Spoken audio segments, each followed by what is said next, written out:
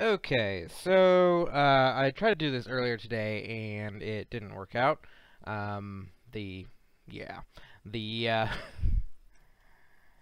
I tried to do this earlier today and it didn't come through.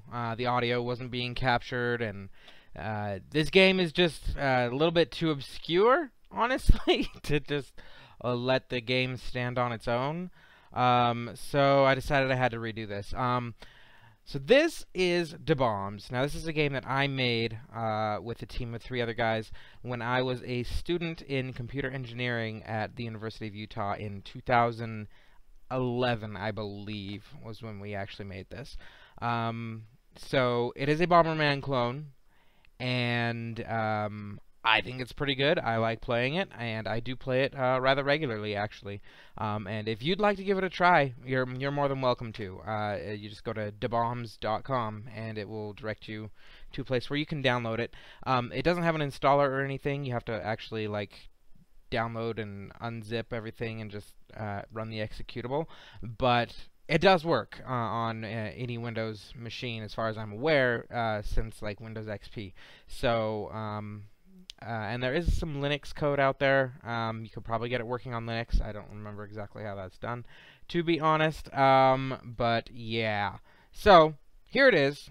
And I was not able to actually figure out how to get the sound to work on this. So I'm just going to play some music that I have the rights to. So we'll just do that. Hit this adventure button, and hopefully it'll switch over properly. Yeah, it didn't. It takes a second to get the screen to come through because of the way. Let's see. Okay, there we go. Alright, cool. So I'm going to just play this. Hopefully I'll do a little bit better this time than I did earlier today. One glitch in the game you will actually notice right now, if you saw the stream earlier, or not right now, maybe right there, is that the very first round that you play is not actually randomized. Well, I guess it's pseudo-random. The first time you play the game, everything falls in the exact same places. So that's that. We just played this song, so let's switch to the next song. Let's go down here.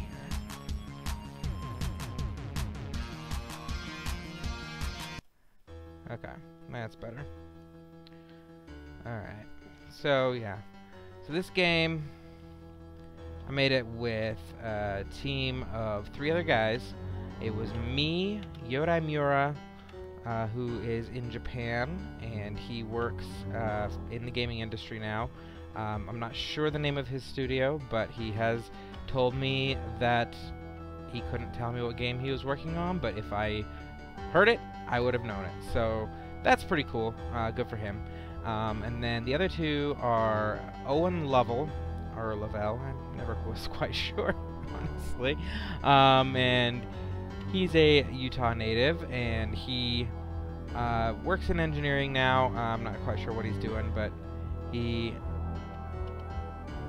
is writing code for somebody. Ah, jeez. That's not good. Okay.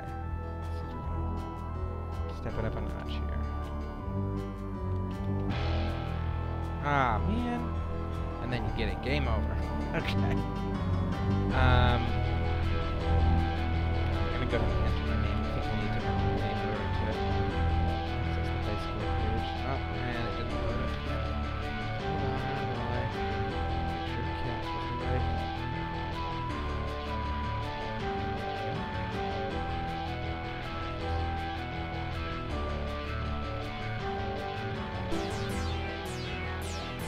Try this again.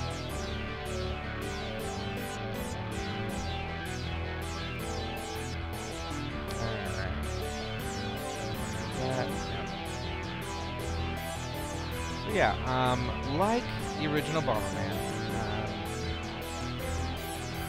basically the same gameplay. You have to defeat all the enemies, and it opens the gate to go to the next level. The gate in this one is just hidden under one of the blocks, so you don't actually get to know where it is until you've actually already found it. And you'll notice just right there, the enemy flew over my head, but didn't hurt me. The hitbox is actually like the bottom where my body is, which, like, it would make sense and everything, but like the shadows and stuff in the game don't quite make it look right like it should. So, but yeah, I mean, it's amateur, obviously. First game we ever really made, but I like it, honestly. Obviously, I'm the opposite of an independent third party when it comes to this game. I'm really actually quite proud of it, even though there are issues. One thing we did do in the power-ups, there's a random power-up. Let's see what this one does. Oh, immediate death. Yep. Yeah, we have a power-up that just kills you.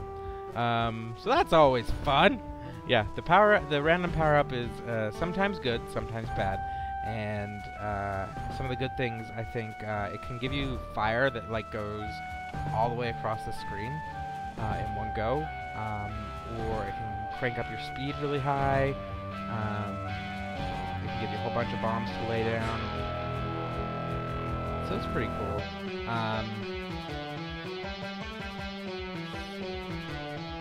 Still only have the one bomb, which is getting kind of annoying. Fire.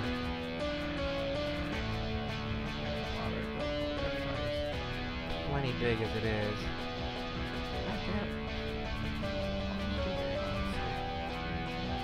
There we go. Here's the second bomb. That'll speed this along a little bit.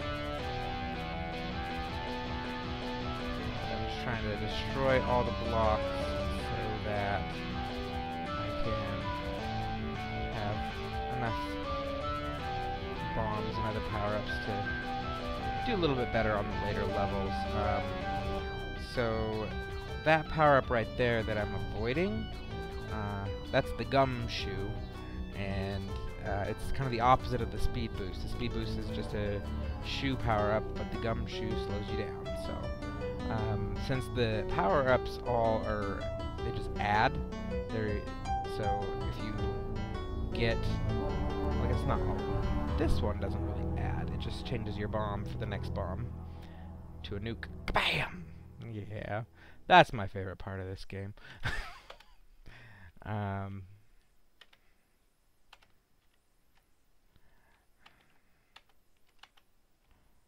Hit that, good. And go ahead and hit that. And that. I'm trying to get this guy. It's gonna be hard with only two. There we go, we got him. Alright, cool. So one thing that I will say is that the control in this game is a little bit wonky. You don't notice it most of the time, but when you change directions, it goes through a little process that I came up with at the time to try and keep you aligned to the grid. I wasn't quite sure of a good way to make it so you could easily turn corners and make sure that you weren't, make sure that you didn't run into the walls or just barely clip the corner and get stuck. So what it does is when you turn, it will shift your location to whichever exact horizontal or vertical you weren't on or traveling along, and line you up so that you can more easily go down whatever pathway you were meaning to go down. Now, I can tell you one thing for sure. That's not how games generally do it, because it just doesn't feel right. And also, especially in areas when there's... There we go, I got my speed. Especially in areas where there's a lot more openness, you can kind of feel like you're getting kind of jostled around a little bit, because you can't walk along, like you can't straddle two empty squares. It kind of locks you into the grid, so it feels a little bit weird. Stick that there. Am I far enough away? Yeah.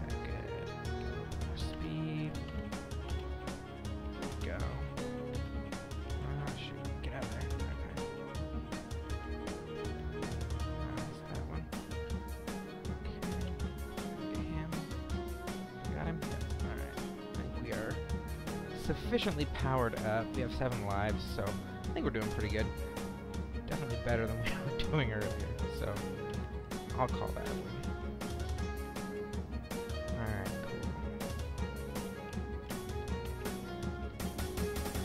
Oh, yeah, got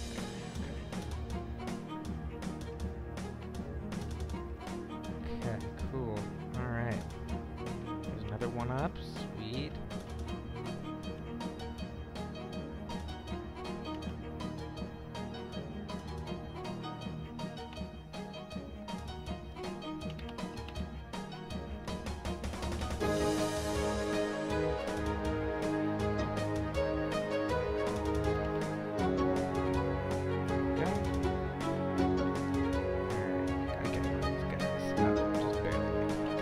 Yeah, it does.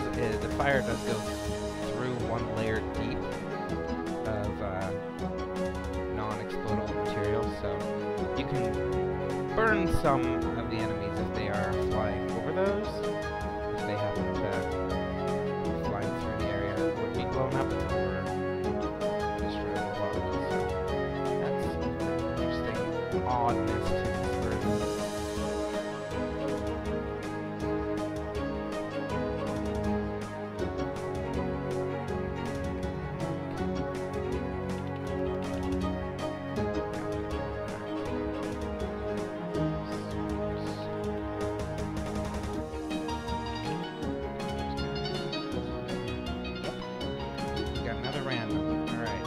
Get it? Let's see what happens. Hey! 5 up! Now that's a good power up right there. So yeah, the random one is, it can just immediately kill you, or it can give you 5 extra lives. It can also give you a nuke, like it can do a lot of stuff, so it's pretty fun.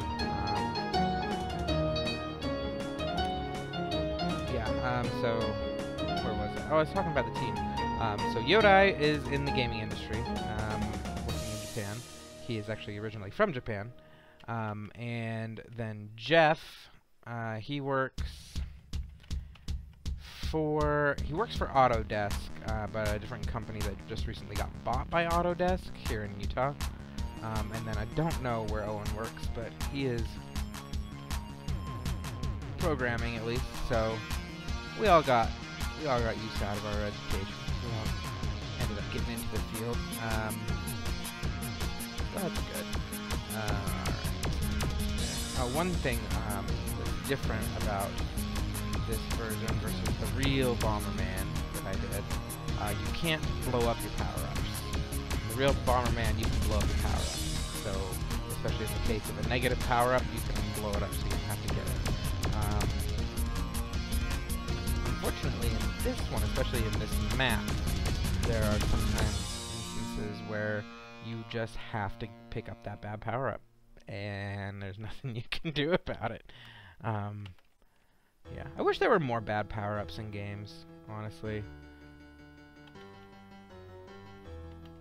I also like the random ones, like the ultimate Skinner box. Like, you get the random power-up, and you still don't know what it is until you touch it. So a lot of anticipation there. So that's pretty cool. Alright. Yeah, our fire is getting ridiculously big. That's another thing that is different with this version versus the real Bomberman. In real Bomberman, anytime you die, you lose all your power-ups. So, I pinned myself. Dang it.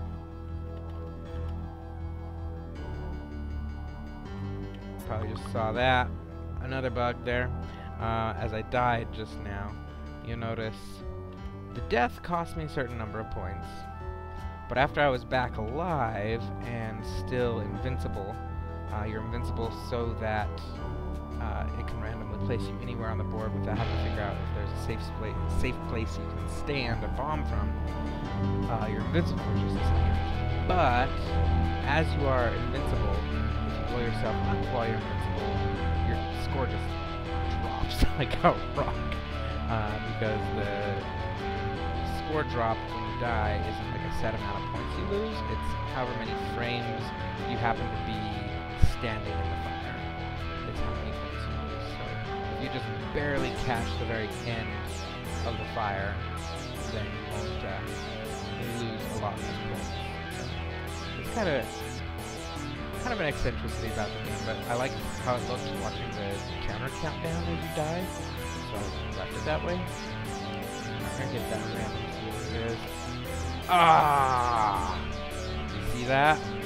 It reduced my bomb count to 1. That's the worst. Alright. Oh no! There's the other bug! I'm screwed now, because I left that other bomb in the other room before I came in here. And now I can't drop a bomb, because that bomb's not ever gonna blow up. So my bomb count will never be restored.